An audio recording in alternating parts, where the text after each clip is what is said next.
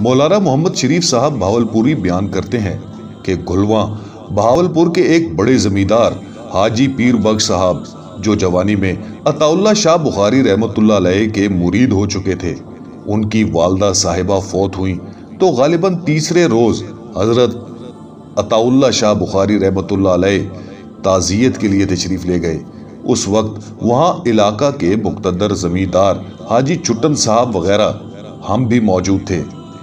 शाह जी रहमतुल्लाह अलैह ने फातिहा कही, दुआए मग़फ़िरत की।